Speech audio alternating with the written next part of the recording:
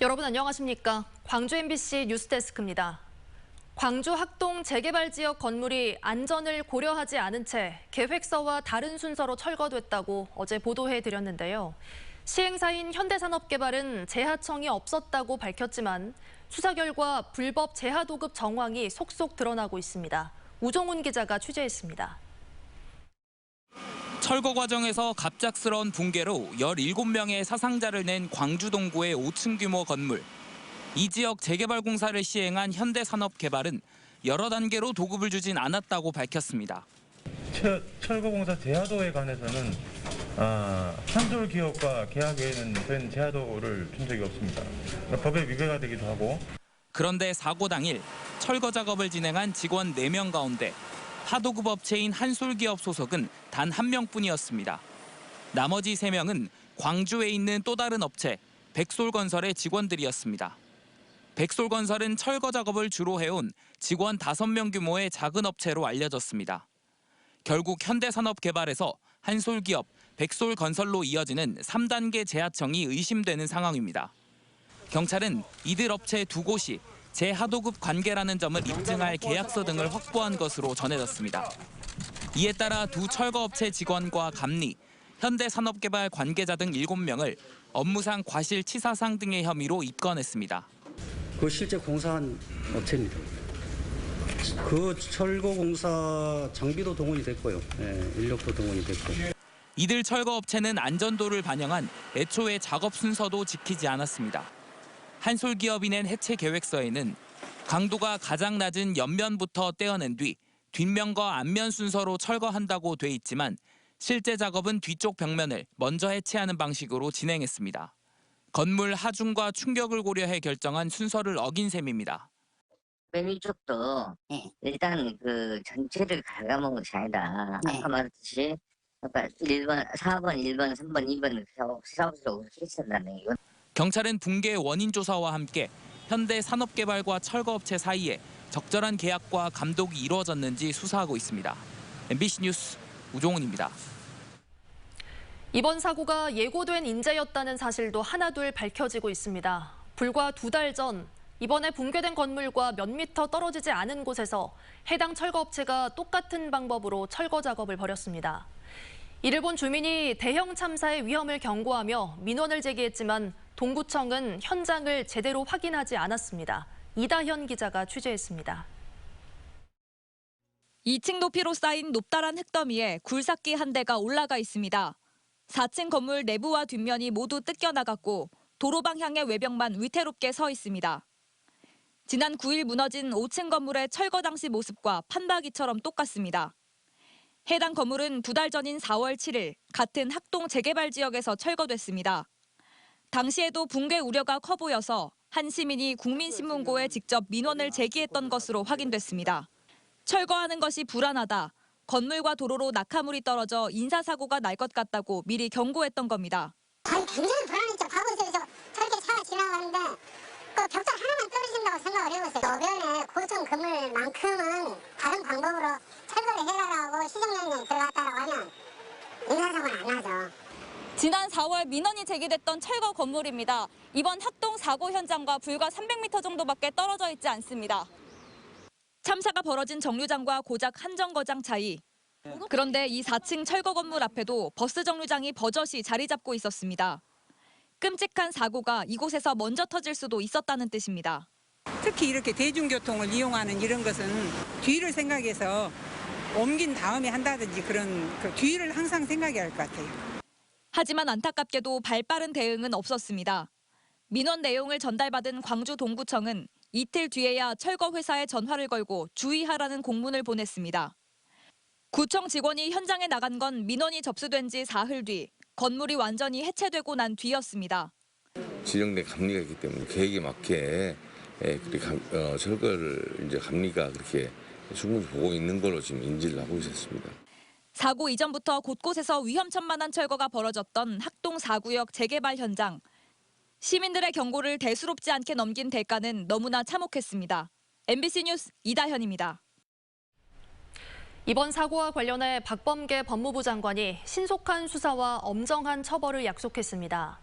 박 장관은 사고 현장과 합동 분향소를 찾아 국민의 생명과 안전을 침해하는 사건들에 대해 엄정하게 처벌하는 것이 공공형사정책의 핵심이라며 이같이 말했습니다.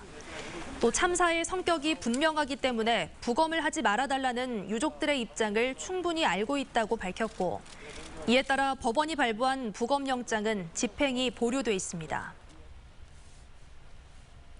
국토교통부가 학동 건물 붕괴 사고의 원인을 규명하기 위해 중앙건축물사고조사위원회를 구성해 본격적인 조사에 착수했습니다. 중앙건축물사고조사위원회는 이영욱 군산대 교수 등 산학연 전문가 10명으로 구성됐고 오늘부터 2달 동안 운영됩니다. 위원회는 이 기간 동안 학동 붕괴 사고의 원인을 규명하고 유사한 사고를 막을 대책을 마련할 계획입니다. 민주노총 광주본부는 학동 지역 건물 붕괴 사고는 건설업계의 재하도급 관행과 관리감독 부실이 빚은 인재라며 제도 개선을 촉구했습니다. 민주노총은 건설 현장에서 재하도급 관행을 숨기기 위해 계약서를 쓰지 않고 구두 계약하는 경우가 많다며 이번 사고도 재하도급이 있었는지 철저히 규명해야 한다고 주장했습니다. 또 전국적으로 재개발이 동시에 허가되면서 비전문 업체가 난립하고 있다며 행정당국의 철저한 관리 감독을 촉구했습니다.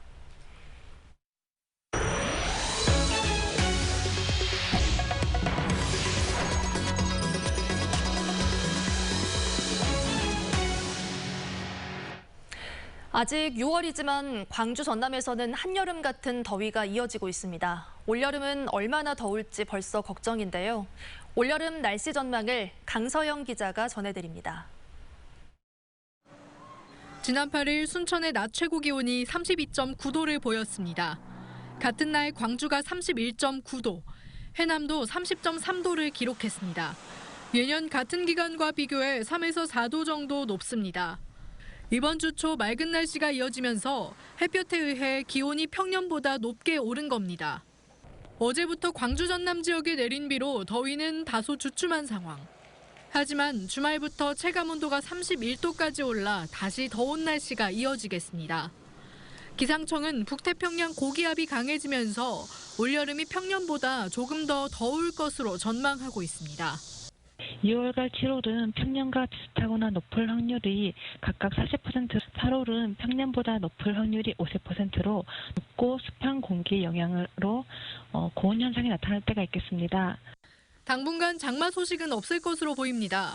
기상청은 현재 일본 남부에 머물러 있는 장마 전선이 한반도로 북상하기는 어려워 보인다고 밝혔습니다. 장마가 지나간 이후 늦여름이나 초가을까지 피해를 입히는 태풍은 올해는 언제, 얼마나 발생할지 아직 속단하기에는 이릅니다. 워낙 기상 변화가 심해 지역에 몇 개의 태풍이 영향을 미칠지 예보하기 어렵다는 겁니다. 기상청은 당분간 더운 날씨가 계속되겠다며 충분한 물로 온열 질환에 대비하고 가축 폐사를 방지하기 위해 송풍 장치 등을 점검해달라고 당부했습니다. MBC 뉴스 강서영입니다. 광주경찰청 부동산 투기 특별수사대는 농지법 위반 등의 혐의로 기성용 선수의 아버지 기영옥 씨를 불구속 송치했습니다.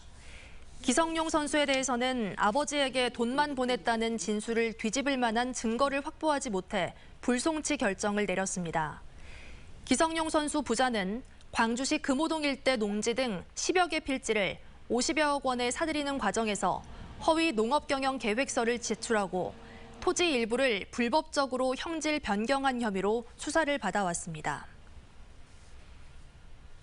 광주의 코로나19 진정세가 뚜렷합니다. 광주에서는 지난달 31일 확진자 수가 한 자릿수로 떨어진 이후 오늘까지 12일째 한 자릿수 확진자를 유지하고 있습니다. 또 아스트라제네카와 화이자에 이어 얀센 백신 접종이 시작되면서 어제 하루에만 8,800여 명이 백신을 맞았고 지금까지 누적 접종자는 39만 4천여 명으로 40만 명에 육박했습니다.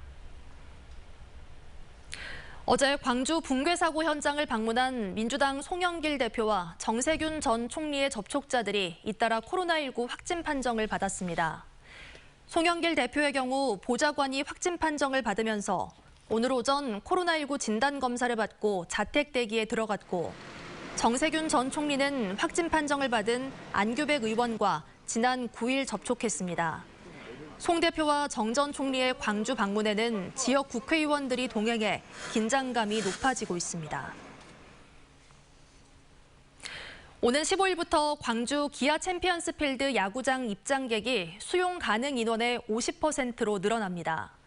한국야구위원회는 정부의 거리두기 조정 방침에 따라 오는 15일부터 광주를 비롯해 부산과 대전, 경남 야구장의 관중 수용 인원을 현재 30%에서 50%로 늘린다고 밝혔습니다. 또 좌석 거리두기 규정을 지키고 안내와 안전요원을 추가로 배치하는 등 방역 관리에도 힘을 쏟기로 했습니다.